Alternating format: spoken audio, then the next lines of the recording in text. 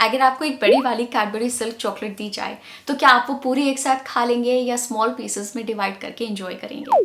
देखा जाए तो आप कुछ भी करिए, वो चॉकलेट की क्वांटिटी में कोई फर्क नहीं पड़ने वाला। पर हाँ, आप उसके छोटे छोटे टुकड़ों को कई लोगों में बांट सकते हैं। स्टॉक स्प्लिट का भी कुछ ऐसा ही कॉन्सेप्ट है। जब भी कोई कंपनी स्टॉक स्प्लिट अनाउंस करती है तो वो अपने एग्जिस्टिंग शेयर्स को मल्टीपल शेयर्स में डिवाइड करके टोटल शेयर्स इंक्रीज कर देती है। पर जिस प्रकार चॉकलेट की क्वांटिटी सेम रहती है, वैसे ही स्टॉक स्प्लिट करने से कंपनी के मार्केट कैप में कोई फर्क नहीं पड़ता। फॉर एग्जाम्पल 3:1 स्टॉक स्प्लिट, या जिसे हम 3-for-1 स्टॉक स्प्लिट भी कह सकते हैं, उसमें शेयर होल्डर्स के एग्जिस्टिंग शेयर्स ट्रिपल हो जाएंगे। सपोज इन्वेस्टर ए के पास 100 शेयर्स हैं कंपनी एक्स के, तो 3-for-1 स्टॉक स्प्लिट के बाद इन्वेस्टर ए के पास कंपनी एक्स के 300 शेयर्स हो जाएंगे। ओवरऑल देखा जाए तो मार्केट में अगर कंपनी एक्स के पहले 1 करोड़ शेयर्स थे, तो स्प्लिट के बाद total number of shares 3 crore हो जाएंगे। बट इसका इम्पैक्ट शेयर प्राइस पे भी पड़ता है। इस केस में कंपनी का शेयर प्राइस वैसे तो 1/3 हो जाना चाहिए, हालांकि ये एग्जैक्टली 1/3 नहीं होगा, क्योंकि शेयर प्राइस मार्केट की डिमांड और सप्लाई पे भी डिपेंड करता है। इसकी वजह से स्टॉक प्राइस थोड़ा फ्लक्चुएट कर सकता है। इसलिए स्प्लिट इशू के बाद प्राइस एग्जैक्टली 1/3 हो जाए ये ज़रूरी नहीं है। नॉर्मली स्टॉक स्प्लिट कंपनी के शेयर प्राइस को ज़्यादा अफोर्डेबल बनाने के लिए किया जाता है। शेयर प्राइस रिड्यूस होने से और कंपनी के नंबर ऑफ शेयर्स इंक्रीज होने से लिक्विडिटी इश्यूज रिड्यूस हो जाते हैं, और प्राइस अफोर्डेबल होने की वजह से ज़्यादा रिटेल पार्टिसिपेशन देखने को मिलता है। आज हम बात करेंगे 3 ऐसी कंपनीज की जिन्होंने रिसेंटली स्टॉक स्प्लिट अनाउंस किया है। हमने सिर्फ उन्हीं कंपनीज को कंसिडर किया है जिनका मार्केट कैप 1500 करोड़ से ज़्यादा है। इस वीडियो में नंबर्स 14 जुलाई को मार्केट क्लोजिंग पे जो प्राइसेस थे उनके अकॉर्डिंग लिए गए हैं। इस लिस्ट को हम ascending order of market cap में कवर करेंगे, यानी कि जिस कंपनी का मार्केट कैप सबसे ज़्यादा है उसके बारे में हम आपको एंड में बताएंगे। तो स्टार्ट करते हैं आज का वीडियो। फर्स्ट कंपनी है शांति एजुकेशनल इनिशिएटिव्स लिमिटेड। शांति एजुकेशनल इनिशिएटिव्स एजुकेशनल सर्विसेज और रिलेटेड एक्टिविटीज प्रोवाइड करने के बिजनेस में एंगेज्ड है। कंपनी अहमदाबाद के चिरपाल ग्रुप का एक वेंचर है। कंपनी ने 10-for-1 का स्टॉक इशू अनाउंस किया था, जिसका मतलब है कि आपके पास मौजूद जितने भी शेयर्स हैं वो स्प्लिट के बाद 10 टाइम्स हो जाएंगे। इस स्प्लिट की एक स्प्लिट डेट 21 जुलाई है, यानी कि अगर आप 20 जुलाई या उससे पहले इसके शेयर्स खरीद लेते हैं तो आप इस स्प्लिट के लिए एलिजिबल होंगे। शांति एजुकेशनल इनिशिएटिव्स की स्ट्रेंथ है उनका स्ट्रॉन्ग ज्योग्राफिकल और मार्केट प्रेजेंस। कंपनी करेंटली शांति एशियाटिक स्कूल यानी कि SAS के under 6+K-12 pre primary, primary, secondary और हायर सेकेंडरी स्कूल्स चलाती है इंडिया के मल्टीपल सिटीज में विद ओवर 25,000 स्टूडेंट्स। साथ साथ कंपनी शांति जूनियर्स के नाम से अपनी प्री स्कूल चेन भी रन करती है। कंपनी के पास अभी 300+ प्री स्कूल्स ऑपरेशनल हैं जो 74+ सिटीज में लोकेटेड हैं। इसके अलावा कंपनी शांतिज हॉपस्कॉच प्री स्कूल के नाम से एक premium category pre school chain भी रन करती है, जो सोसाइटी के एक नीश सेगमेंट को केटर करती है। ये स्कूल उनके लिए है जो premium quality education, hygienic ambience और ग्लोबल लर्निंग प्लेटफॉर्म अपने बच्चों के लिए एस्पायर करते हैं। शांति एजुकेशनल इनिशिएटिव्स के लिए एक की वीकनेस है उनकी डिक्रीजिंग सेल्स और प्रॉफिट ग्रोथ। पिछले 5 सालों में कंपनी की सेल्स 16% के रेट से और प्रॉफिट 17% के रेट से कम हुए हैं। चलिए अब कंपनी के फाइनेंशियल्स और टेक्निकल रेशियोज पे एक नजर डालते हैं। हमने 2 टेक्निकल इंडिकेटर्स की वैल्यूज भी इंक्लूड की हैं सो दैट आप इन स्टॉक्स को टेक्निकल पर्सपेक्टिव से भी देख सकें। हमने 2 इंडिकेटर्स का यूज किया है 200-day सिंपल मूविंग एवरेज यानी कि 200-day SMA और RSI 14। अगर एक कंपनी का स्टॉक प्राइस 200 EMA से ऊपर की तरफ ट्रेड कर रहा है तो स्टॉक को बुलिश माना जा सकता है, और अगर प्राइस 200 EMA के कंपैरिजन में नीचे की तरफ ट्रेड कर रहा है तो इस स्टॉक को बेरिश कहा जा सकता है। RSI की बात करें तो 30 से नीचे की RSI वैल्यू को यूजुअली ओवरसोल्ड माना जाता है, और ऐसे में ट्रेंड रिवर्सल यानी कि डाउन ट्रेंड से अप ट्रेंड होने की संभावना हो सकती है। सिमिलरली 70 के ऊपर की RSI वैल्यू को ओवरबॉट माना जाता है, और ऐसे में भी एक ट्रेंड रिवर्सल की पॉसिबिलिटी रहती है। सेकंड कंपनी है Hindustan foods limited. Hindustan foods एक कॉन्ट्रैक्ट मैन्युफैक्चरिंग कंपनी है।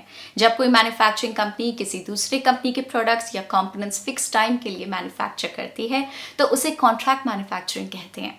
Company mainly FMCG products including food, home care, personal care, beverages etcetera के कॉन्ट्रैक्ट मैन्युफैक्चरिंग में इन्वॉल्व है। इसके अलावा company leather shoes and accessories की मैन्युफैक्चरिंग में भी इन्वॉल्व है। हिंदुस्तान फूड्स ने 10-for-2 का स्टॉक स्प्लिट अनाउंस किया है। इसका मतलब है कि आपके पास मौजूद जितने भी शेयर्स हैं वो स्प्लिट के बाद 5 टाइम्स हो जाएंगे। इस स्प्लिट की एक्सप्लिट डेट 21 जुलाई है, यानी कि अगर आप 20 जुलाई या उससे पहले इसके शेयर्स खरीद लेते हैं तो आप स्प्लिट के लिए एलिजिबल होंगे। कंपनी की एक की स्ट्रेंथ है उनका स्ट्रॉन्ग क्लाइंटेल और एग्जिस्टिंग प्रोडक्ट पोर्टफोलियो। कंपनी का product portfolio food and beverages, home and personal care, fabric care and leather products के अक्रॉस काफ़ी डाइवर्सिफाइड है। एक अच्छा डाइवर्सिफाइड पोर्टफोलियो कंपनी को किसी स्पेसिफिक प्रोडक्ट्स की डिमांड फ्लक्चुएशंस के इफेक्ट से सेफ रखता है। कंपनी इंडिया के टॉप FMCG प्लेयर्स जैसे कि Hindustan Unilever limited, Reckitt Benckiser limited, Godrej consumer products limited, Hector beverages private limited, Denon limited, ITC, GSK, PepsiCo, Marico etcetera के लिए कॉन्ट्रैक्ट मैन्युफैक्चरिंग का काम करती है। इसके अलावा कंपनी दूसरी भी कई नेशनल और इंटरनेशनल ब्रांड्स के लिए कॉन्ट्रैक्ट मैन्युफैक्चरिंग की सर्विस प्रोवाइड करती है, जैसे कि Wipro, Bombay shaving company, Hush Puppies, Gabor, Steve Madden, US Polo, Louis Philippe, Cyrus wellness etcetera.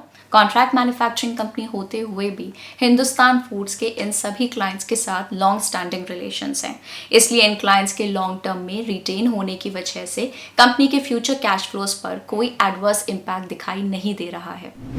Company के लिए की रिस्क रहता है उनके क्वालिटी स्टैंडर्ड्स में गिरावट। कोई भी क्वालिटी स्टैंडर्ड में कॉम्प्रोमाइज या फिर डिलीवरी शेड्यूल में कोई भी टाइप का डिले कंपनी के लिए एक ब्रीच ऑफ कॉन्ट्रैक्चुअल ऑब्लिगेशन बन सकता है।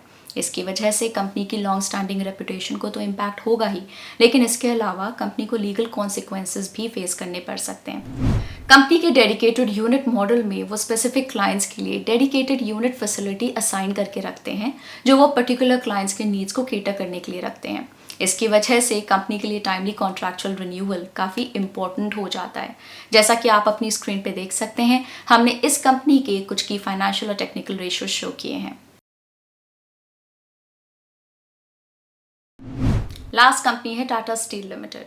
Tata steel limited Tata group की एक फ्लैगशिप कंपनी है। ये एशिया की पहली इंटीग्रेटेड प्राइवेट स्टील कंपनी है जिसका सेटअप 1907 में हुआ था। कंपनी की प्रेजेंस आयरन ओर और कोल की माइनिंग और प्रोसेसिंग से लेके प्रोड्यूसिंग और फिनिश्ड प्रोडक्ट्स को डिस्ट्रीब्यूट करने तक है। टाटा स्टील ने 10-for-1 का स्टॉक स्प्लिट अनाउंस किया था। इसका मतलब है कि आपके पास मौजूद जितने भी शेयर्स हैं वो स्प्लिट के बाद 10 टाइम्स हो जाएंगे। इस स्प्लिट की एक्सप्लिट डेट 28 जुलाई है, यानी कि अगर आप 27 जुलाई या उससे पहले इसके शेयर्स खरीद लेते हैं तो आप स्प्लिट के लिए एलिजिबल होंगे। कंपनी की सबसे बड़ी स्ट्रेंथ है भारत में इनके इंटीग्रेटेड ऑपरेशंस और एक वाइड प्रोडक्ट पोर्टफोलियो जो इनको एक कंपेटिटिव एडवांटेज देते हैं। इनके स्ट्रॉन्ग ऑपरेटिंग कैश फ्लो ये बात साबित करते हैं। साथ ही साथ टाटा ग्रुप का ब्रांड होने के नाते कंपनी को एक स्ट्रॉन्ग ब्रांड इक्विटी मिलती है। Tata steel demand cyclicality, raw material and metal prices की वोलेटिलिटी, हाई रेगुलेटरी रिस्क और इम्पोर्ट रिस्क से काफ़ी ज़्यादा एक्सपोज्ड है। कंपनी के लिए कोकिंग कोल एक की इंग्रेडिएंट है और अगर उसके लिए कोई भी सप्लाई साइड इशू आता है तो इसका सीधा इम्पैक्ट कंपनी के कैपेसिटी यूटिलाइजेशन और प्रॉफिटेबिलिटी पर आ सकता है। ऑल्सो टाटा स्टील का 50% बिजनेस यूरोप से आता है, पर यूरोप में उनके ऑपरेशंस डिसइंटीग्रेटेड हैं, जिसकी वजह से उनको लोकल सप्लायर्स पे डिपेंडेंट रहना पड़ता है। अब आप अपनी स्क्रीन पे इस कंपनी के कुछ की फाइनेंशियल और टेक्निकल रेशियोज देख सकते हैं। तो ये थी वो 3 कंपनीज जिनकी एक्सप्लिट डेट पास आने वाली है। हम आपको याद दिला दें कि ये वीडियो सिर्फ एजुकेशनल पर्पस के लिए है और किसी भी तरह की कोई बाय और सेल रिकमेंडेशन नहीं है। क्या आपको पता है हम ग्रो के इंस्टाग्राम और फेसबुक हैंडल्स पे भी स्टॉक मार्केट और इन्वेस्टिंग से रिलेटेड ढेर सारा इंटरेस्टिंग कंटेंट पोस्ट करते हैं। अगर आप वो मिस नहीं करना चाहते तो आप अभी ग्रो को इंस्टाग्राम और फेसबुक पे फॉलो कर सकते हैं। मार्केट के बारे में लेटेस्ट अपडेट्स के लिए ग्रो के चैनल को सब्सक्राइब करें। Bye bye.